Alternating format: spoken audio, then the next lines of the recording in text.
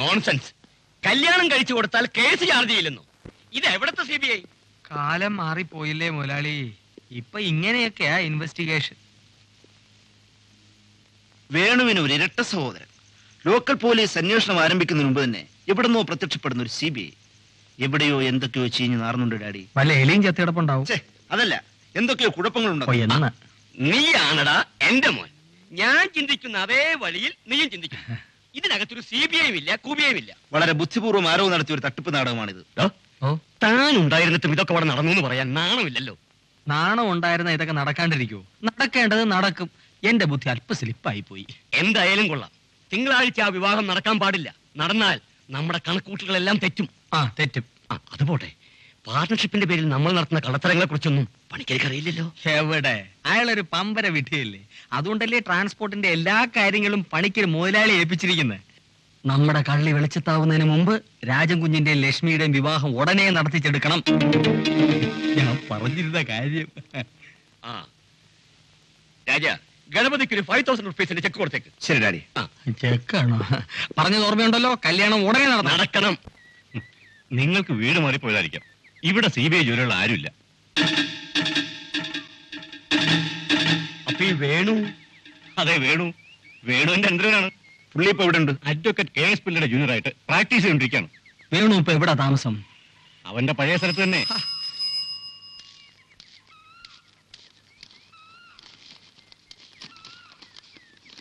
അവന്റെ കാര്യം പറഞ്ഞേ ഉള്ളൂ. വേണുവിന്റെ കത്തും വന്നു. വേണുവിന്റെ കത്ത് തന്നെയാണോ നോക്ക. സാറിന്റെ അനന്തരം വേണുവിന്റെ കത്ത് തന്നെയാണോ? നിങ്ങൾക്ക് എന്താക്കിയ സംശയം? എന്റെ അനന്തരം വേണുവിന്റെ തന്നെ.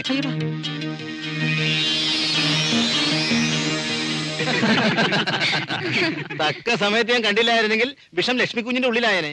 അപ്പൊ ഞാൻ തീരുമാനിച്ചു, ഇനിയും സീക്രട്ട് പൊട്ടിച്ചില്ലെങ്കിൽ സംഗതി ആകെ കുഴപ്പമാവുമെന്ന്. ഇനി 2 ദിവസം കൂടി കല്യാണം നടന്നു കിട്ടിയാൽ നമ്മൾ രക്ഷപ്പെട്ടു. പിന്നെ കാര്യങ്ങളൊക്കെ പുറത്തായാലും പ്രശ്നമില്ല. ഒരു പ്രശ്നമില്ലെന്ന്. ആദ്യം തെറിക്കുന്നത് എന്റെ ജോലിയായിരിക്കും. ആര് പറഞ്ഞു? കല്യാണം കഴിഞ്ഞാൽ ഞാനല്ലല്ലോ അവിടുത്തെ കൊച്ചുമുതലാളി. പിന്നെ ഞാൻ പറയുന്ന കണക്കല്ലേ കാര്യങ്ങൾ നടക്കൂ. കൊച്ചുമുതലാളി പരേതനായ വേണു.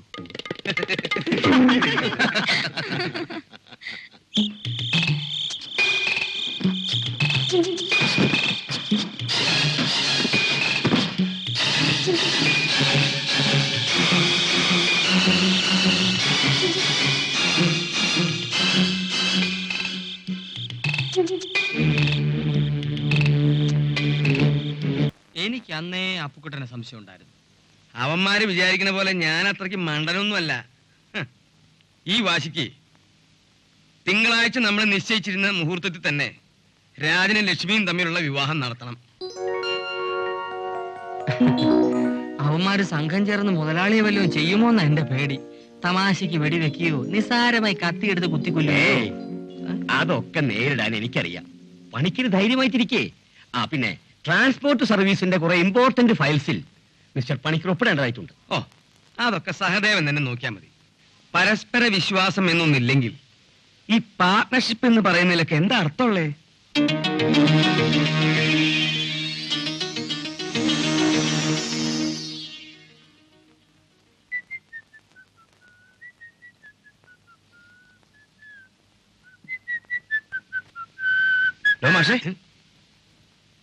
എവിടെയായിരുന്നു ഇത്ര നേരം? രാവിലെ മുതലാളി പുറത്തു പോയതുകൊണ്ട് നേരിട്ട് അനുവാദം ചോദിക്കാൻ പറ്റിയില്ല. എന്റെ ഒരു കൂട്ടുകാരന്റെ കല്യാണത്തിന് പോയതാ. അതെ. അതെയോ? എങ്ങനെയുണ്ടായിരുന്നു കല്യാണമൊക്കെ? പൊടി പൊടിച്ചു. 4 കൂട്ടം പ്രഥമം കൂട്ടി സദ്യ ഉണ്ടു. ഒന്ന് മണത്തി നോക്കി. വേണ്ടടാ. ഒന്ന് മണത്തി നോക്കാം മുതലാളി. വേണ്ടട മോനെ. അടുത്ത കാലത്തൊന്നും ഇങ്ങനത്തെ ഒരു സദ്യ ഉണ്ടിട്ടില്ല. നീ കല്യാണത്തിന് പോയതാണോ അതോ കല്യാണ ബ്രോക്കറായിട്ട് പോയതാണോ?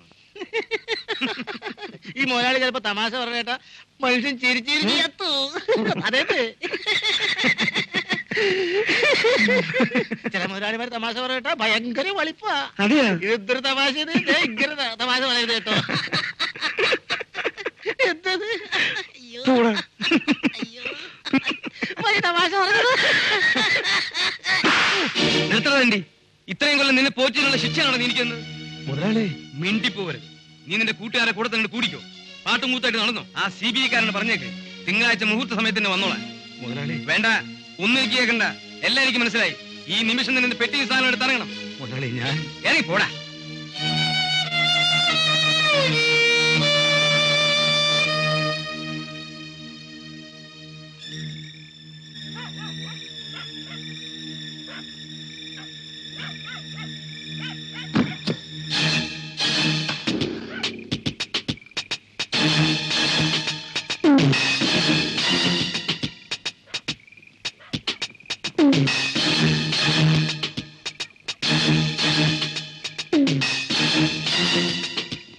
ഇതും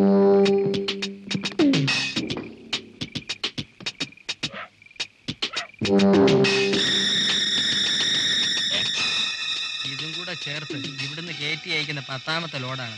ഇതുവരെ ഒരു കൺസൈൻമെന്റിന്റെ കമ്മീഷൻ എനിക്ക് കിട്ടിയിട്ടില്ല. ഒന്ന് സമാധാനമായിരിക്കും ഗണപതി. അയാ പൈസ ഇല്ല, എന്തോ സമാധാനം. എല്ലാം കൂടെ തനിക്ക് ഒന്നിച്ച് തരാനിരിക്കല്ലേ? ഒന്നിച്ച് തരും. എല്ലാവരും സ്പീഡപ്പ് ചെയ്യും. 2 മണിക്കൂറിനും എല്ലാം മൂവ് ചെയ്യണം. ബ്രൗൺ ഷുഗറിന്റെയും ചരസിന്റെയും പാക്കറ്റുകൾ താഴെയാക്കി ലോഡ് ചെയ്യണം. തേയില പൊടി മുകളിലും. ചെല്ലേ. തൽക്കാലം ഒരു 1000 രൂപ എനിക്ക് താ മുതലാളി. ലൈഫ് ഇൻഷുറൻസ് പോളിസിക്ക് അടയ്ക്കാനാ. ഒന്ന് ചുമ്മാ ഇരിക്കടോ. തന്റെ ഒക്കെ ലൈഫ് എന്തിനാണോ ഇൻഷുർ ചെയ്യുന്നത്?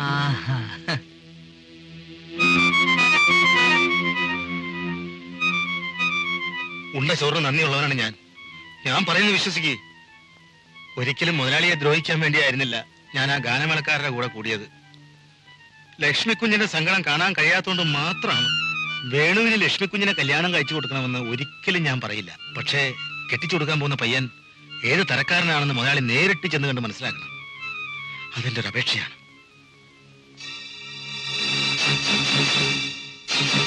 വെറുതെ അല്ല ഗണപതി ഞാൻ പണിക്കരുമായിട്ട് ഇങ്ങനെ ഒരു പാർട്ണർഷിപ്പ് ഉണ്ടാക്കിയെടുത്തത്. നിങ്ങൾക്കറിയോ, ചെക്ക് പോസ്റ്റിൽ പോലും നമ്മുടെ ലോഡുകൾ ആരും പരിശോധിക്കാറില്ല. അതിന് കാരണം 10-15 വർഷം കൊണ്ട് പണിക്കർ ഈ സ്ഥാപനത്തിന് ഉണ്ടാക്കിയെടുത്ത സൽപ്പേര. എടാ പട്ടി, ആ സൽപ്പേര് ഒരിക്കലും കളയാൻ പാടില്ല എന്ന് എനിക്ക് നിർബന്ധമുണ്ട്. കള്ളക്കടത്ത് നടത്തിയാണ് താൻ എനിക്ക് സൊസൈറ്റിയിൽ വെയിറ്റ് ഉണ്ടാക്കി തരാൻ പോണത് അല്ലേ? ദൈവം എന്നെ ഒരിക്കലും ചതിക്കില്ല സഹദേവ. കാശ് ഞാൻ കണ്ടമാനം ഉണ്ടാക്കിയിട്ടുണ്ട്. പക്ഷെ അതെല്ലാം നേരായ വഴിയിലൂടെയാ. വേണം, എനിക്കിത് വേണം. മാന്യതയെ കുറിച്ചുള്ള എന്റെ സങ്കല്പങ്ങളെല്ലാം തെറ്റായിരുന്നു. വളരെ താഴ്ന്ന നിലയിൽ നിന്നും തുടങ്ങിയതിന്റെ ഒരു അപകർഷതാബോധം. ഇംഗ്ലീഷിൽ താൻ പറയാറില്ലേ, ഇൻഫീരിയോറിറ്റി കോംപ്ലക്സ്. അതായിരുന്നു എന്റെ കുഴപ്പം. അതിപ്പം മാറി. അപ്പോഴേ പറയാനുള്ളതൊക്കെ ഒന്ന് ചുരുക്കി പറ. എനിക്ക് സമയമില്ല, അതുകൊണ്ടാ. ഷുഗർ, എനിക്കിനി പറയാനൊന്നുമില്ല, പ്രവർത്തിക്കാനേ ഉള്ളൂ. Hello police station. എന്താ ആ ഫോൺ അവിടെ വെച്ച്? പഠിക്കരേ, എല്ലാം പറഞ്ഞു തരാം. ഒന്ന് റിലാക്സ് ചെയ്യേ മോനെ. അവന്മാരോടൊന്ന് സ്പീഡപ്പ് ചെയ്യാൻ പറ. കൂടുതൽ സ്മാർട്ടാവാൻ ശ്രമിക്കരുത്. വരാ, നോക്കിക്കോ.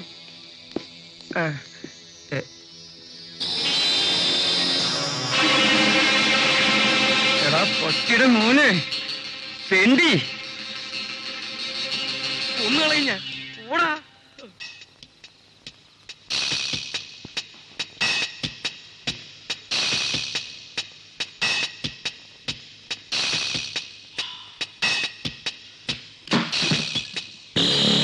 എന്താ വേണ്ടത്? പണിക്കർ സാറിനെ ഒന്ന് കാണണം. ഇപ്പൊ അകത്ത് പോകാൻ പറ്റില്ല. അകത്ത് പോകാൻ പറ്റില്ലെന്ന്. ആരെങ്കിലും വരണേ. പറഞ്ഞേക്കാം.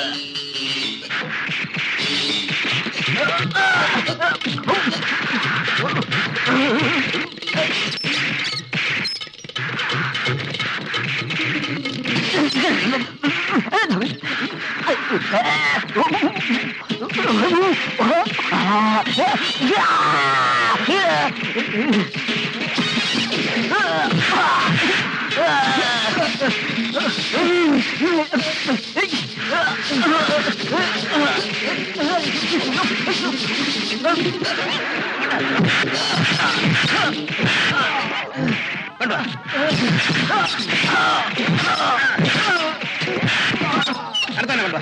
നീ കൊണ്ടുവാ.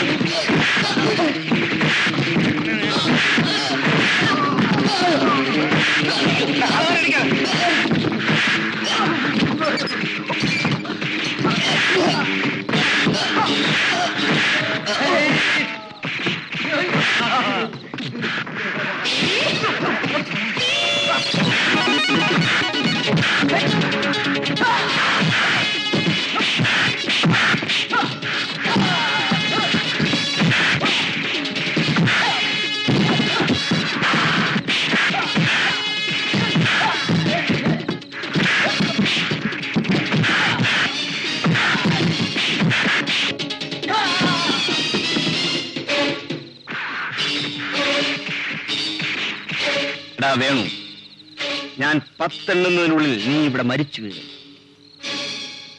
റെഡി? 1 2 3 4 5 6 7 8 9 10.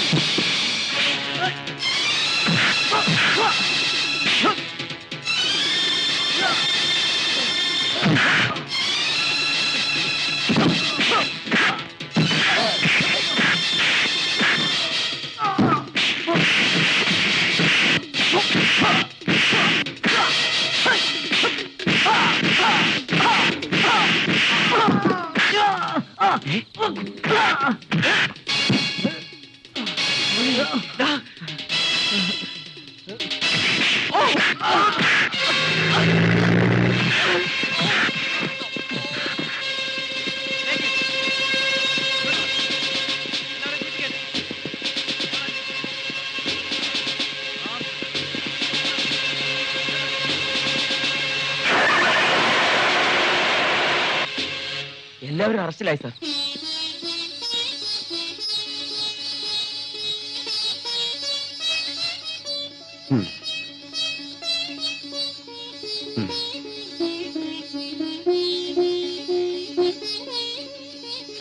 ഇപ്പൊ ഈ കാണിച്ച ഉപകാരം ഞാൻ ഒരിക്കലും മറക്കില്ല. പക്ഷേ ഈ കടപ്പാടിന്റെ പേരിൽ എന്തെങ്കിലും പ്രത്യുപകാരം ചെയ്യണമെന്ന് പറഞ്ഞ് എന്റെ അടുത്ത് വരരുത്. അതെനിക്കിഷ്ടല്ല. ഞാൻ പറഞ്ഞതിന്റെ അർത്ഥം മനസ്സിലായി കാണുമല്ലോ.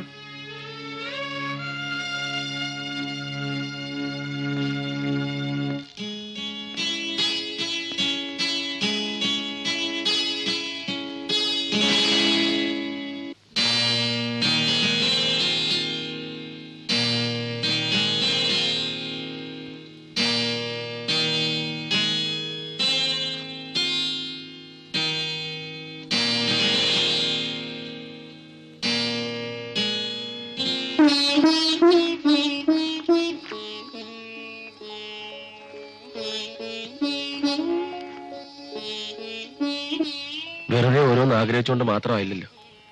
ഇനിയും ഒരു പരീക്ഷണത്തിന് എനിക്ക് വയ്യ. എനിക്ക് വിധിച്ചിട്ടില്ലെന്ന് മാത്രം കരുതിയാ മതി. വേണു, ഇനി ഇല്ല, ഇനി ഒരു തിരിച്ചുവരവ് ഉണ്ടാവില്ല.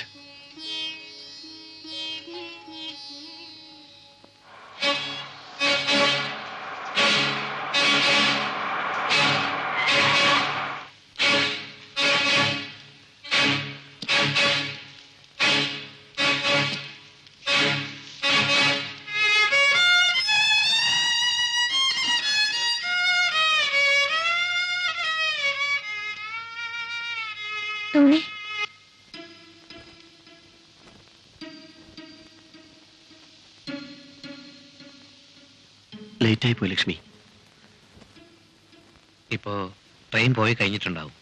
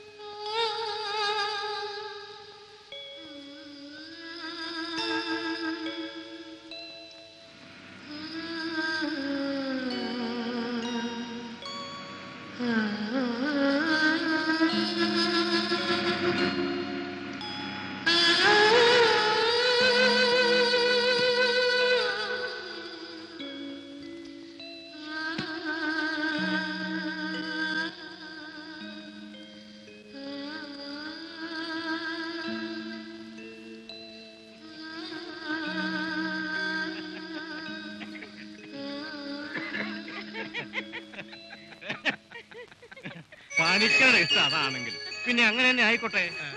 അടുത്ത മാസം വിവാഹത്തിന് പറ്റിയ ധാരാളം മുഹൂർത്തങ്ങളുണ്ട്.